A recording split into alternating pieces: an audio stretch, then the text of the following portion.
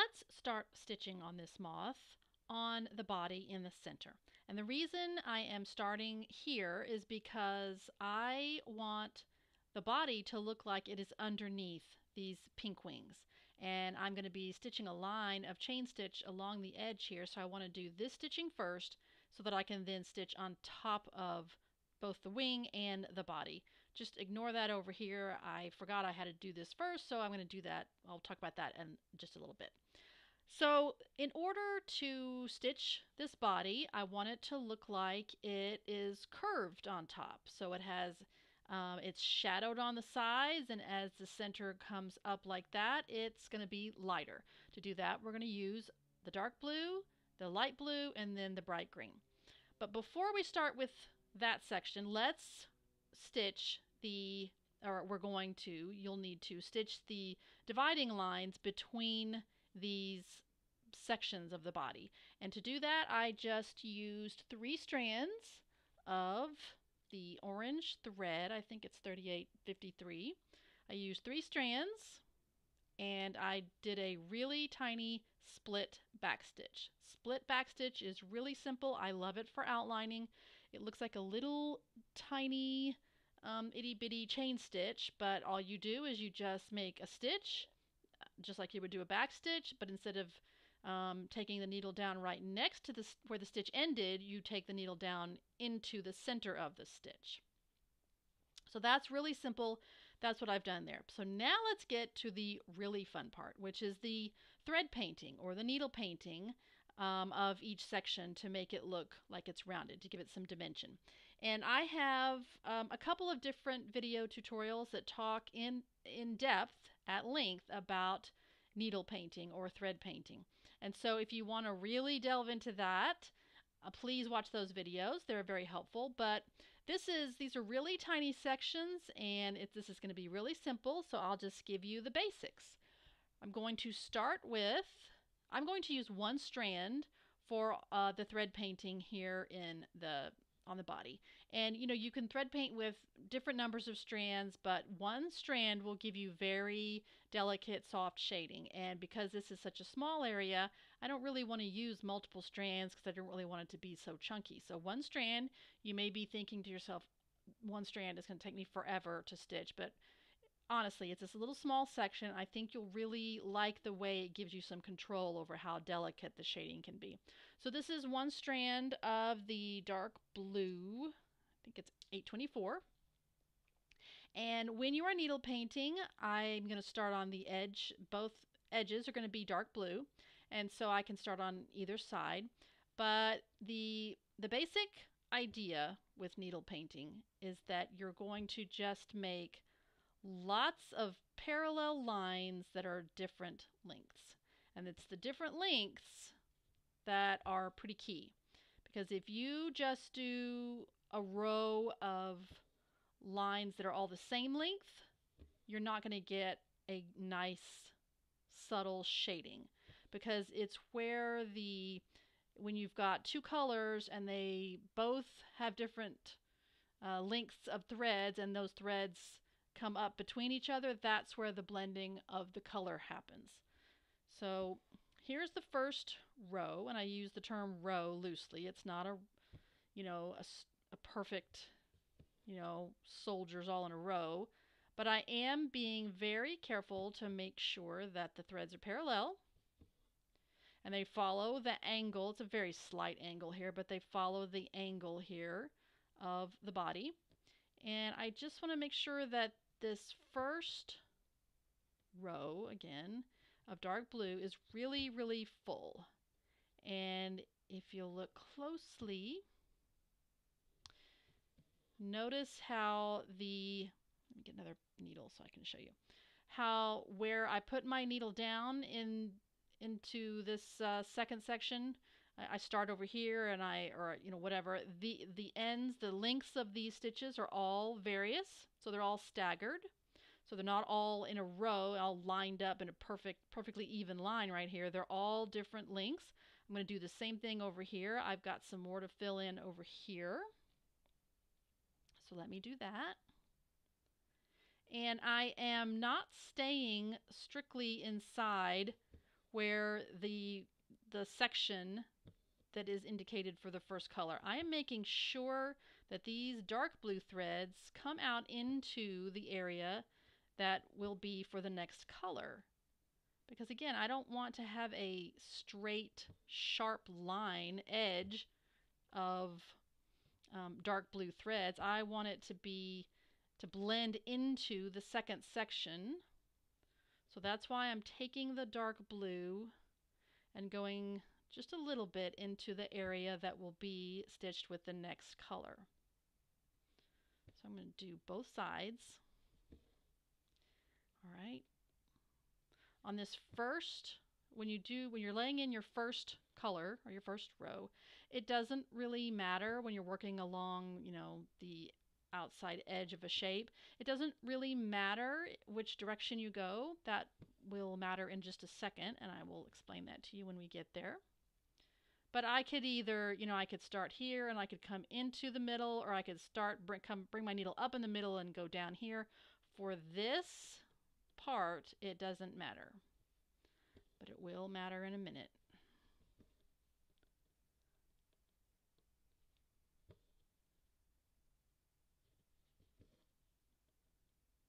So even though I'm working with one strand, it is not taking very long to fill up this little tiny area. But I don't want any of the orange fabric underneath to show through. I want to make sure that it's completely solidly covered.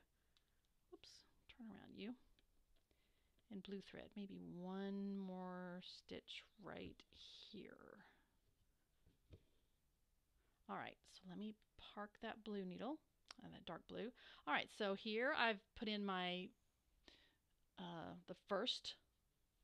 the outside edges, the dark blue. Next color I'm going to grab is one strand of the light blue. I think it's 826. Don't quote me on that, but I think it's 826. And so now I'm going to put in 2 rows, again, loose rows of color blending over here in the dark, this side of the dark blue, and over here on this side of the dark blue.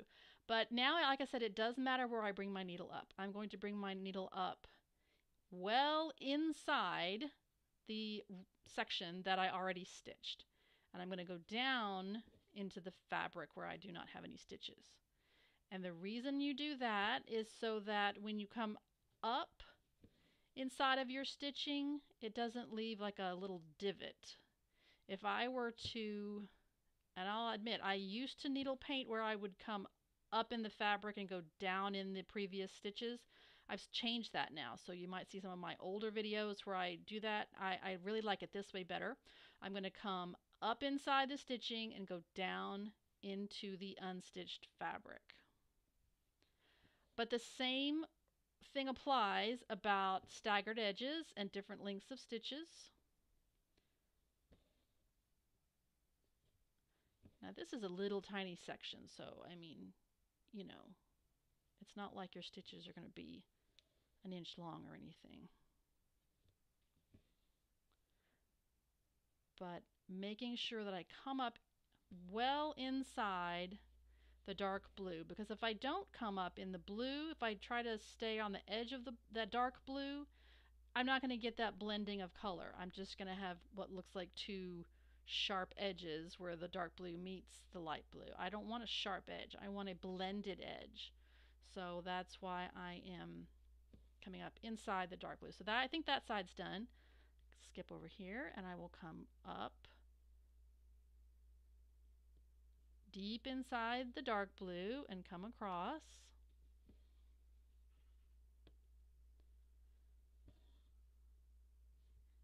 Different lengths of stitches so that I don't have a hard edge.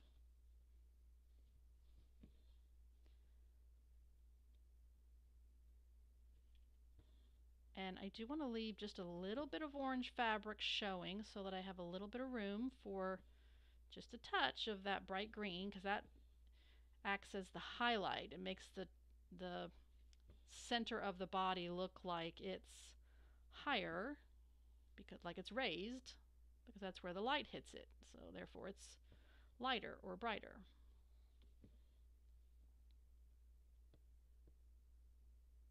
Okay, maybe one more stitch well into here. I might pop over here and put another couple of stitches up here. Maybe another one there. Just looks like it needs a little bit more of the medium blue, the light blue over there. I don't know what it is about that spot right there. It needs a little bit more light blue. Okay, so maybe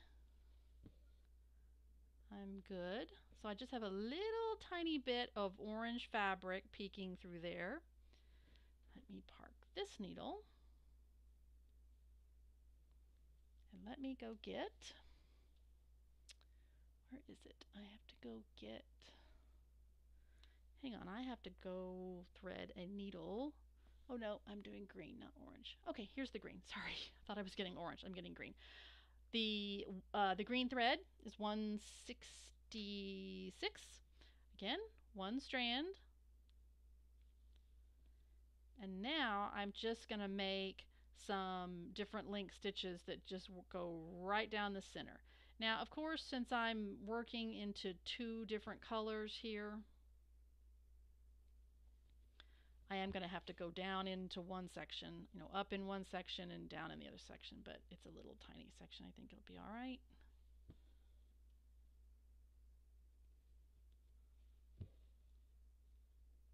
But I do want them to be different lengths. Again, I don't want this line of stitches that are all exactly the same length, because then it doesn't look natural. It just looks like a space that I filled in. So see how those are all kind of looking like the same length? I'm going to come in between them and make a little tiny stitch so that they sort of blend together more. One below it. These are little tiny stitches, I'll admit.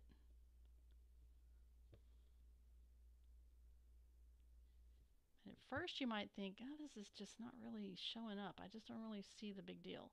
But as you build up those stitches, you'll start to see the color variation, like the gradation. I am making sure I go down into that medium blue pretty well.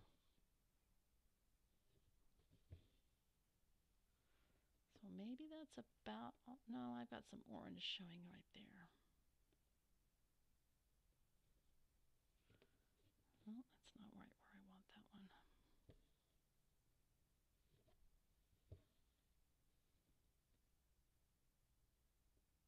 Maybe right there.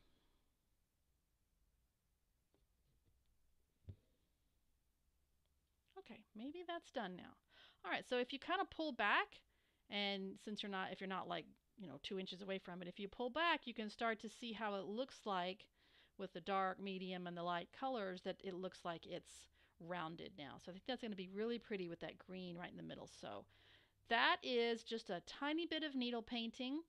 I hope you enjoy needle painting. It's so much fun, really, you guys, to blend those colors. But anyway, here's just a little bitty taste of it throughout the body. I will go stitch that up and show you what it looks like. Here is the body all stitched, and I am not going to lie, some of those little stitches in here, like particularly like on that little section and this little section, were really, really tiny, but that's yet another reason to use just one strand, because you can still get some good filling with just one strand. If I was using 2 or 3 strands and trying to fill in this little tiny section like that one right there, it would be really hard. It would be very bulky. So that's why another good reason to use one strand. And also, like, as I got closer to the center, like these two, I didn't even put any green. I just did mostly dark blue and a little tiny bit of the light blue. But once all of that is stitched with the thread painting, the last thing to do for the body is to just outline the tail down here in a little bit of split back stitch. And I'm going to zoom in for you. so you can really see what I'm doing. Okay, this is 3 strands of the dark blue, and I've already started here, and I just made a stitch, and now I'll go back and go down into that stitch and just follow the line around. But that just helps to give it a little bit more definition down there around the tail.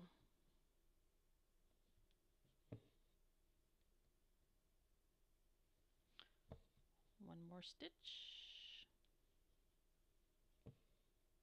And the body is done. Just like on the body, we are going to do just a little tiny bit of needle painting on the moth's head. And same principle applies. We're going to put dark on the outside edges, a little bit of the lighter blue inside, blended in with the dark blue, and then a little tiny bit of the bright green for a highlight. But instead of being, kind of a column, this is more obviously like a rounded thing, like a half dome. So, but it's the same thing. You're just going to angle the stitches a little bit up that way and a little bit up that way on this side. So, same thing, one strand, and stagger, make all the stitches even on this side, stagger the lengths on the inside so that you've got this random staggered edge. And I'm about to come in with the second color, the light blue, and just as I did before, come up inside, way inside the dark blue. And these are such tiny little sections, they just don't take very long to stitch. But if you just do the same principles as before, even though it seems like with thread painting, even though at first you think to yourself, this just doesn't look right. But if you keep going, keep adding your stitches, it ends up looking good. And across the bottom here, I'm going to fill this whole little, I'm going to, like, it's kind of hard to see now, the little highlight area, but I'm going to fill in the bottom underneath the highlight area with the light blue. Coming up inside the dark blue, I want that bottom edge to be filled in all the way across on the bottom underneath the highlight area. Go all the way across. And it's a little bit tiny way up here on the upper right corner because there's just this little bitty tiny area. But I'm just going to make small stitches. Just bring in stitches from both sides in towards the center.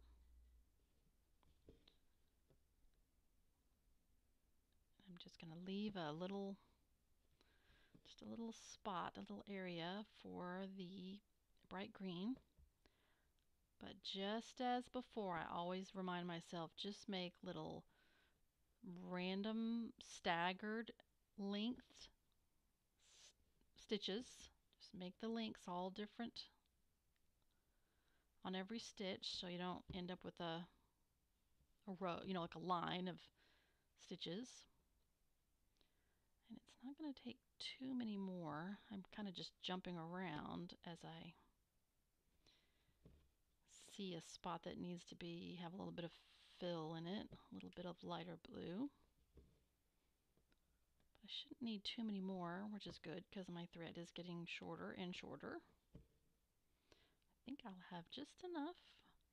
I'm going to bring, and also just as I mentioned, I think when I was doing the body, you want the stitches of the color you're working on to, encroach on the section next to it. Otherwise, you just don't get any blending, or you just get a hard line on the edge. So I think that's probably all for that color. So I'm going to park that stitch. I need to go get a bright green thread. Oh wait, no, maybe I have one. Nope, I don't. I need to go get a bright green thread on a needle, and I'll be right back. Okay, now I have my bright green thread on a needle. Usually I try to have all the colors I think I'm going to be using for an area. I kind of like to get them all on a needle first so that I can just reach over and grab one and keep stitching. I don't have to stop what I'm doing like that to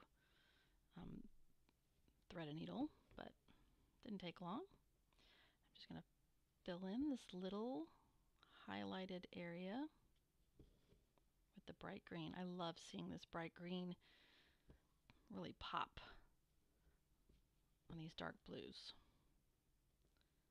Let's just make a little tiny, even though it's a little tiny area, I'm still going to work to, blend the colors. Make sure the stitches are slightly different lengths. And it doesn't just look like a dot.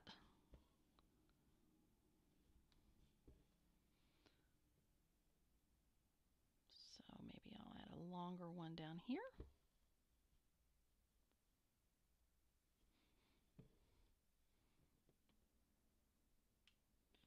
I think I just need to put something else right there. I don't know why. Okay, so that's pretty good. It does still kind of look like a dot, but that's all right. Maybe bring one stitch a little bit longer over there. There, I think that's good. Okay, so that's the little highlight on the head. For the antenna, I am doing a whipped back stitch and then putting a little bead on the end. You can see it finished over here. So on this side, I have already done my back stitch all the way around, and now I am coming to do the whipped part, which is so simple. You just run your needle under each back stitch, under each little stitch, and just, spiral it around and around. But it gives a nice continuous line. You get to the end, you just take your needle down. And now to add the bead, I'm going to bring one strand of green thread up. Get one little tiny green bead. Try not to send it flying across the room. And then go down.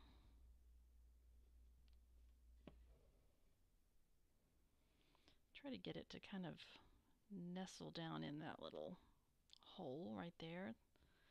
And then I'll just knot this on the back, and the antenna and the head is done.